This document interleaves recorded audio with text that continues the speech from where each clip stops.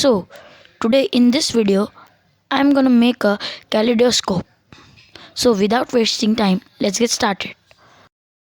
To make this kaleidoscope we need 3 scales and a black tape and some decorative items. First of all, we'll take 3 scales and make a triangle with 3 scales. Let's do it.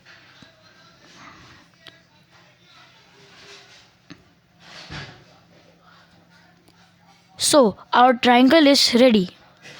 Now we will cover it with black tape.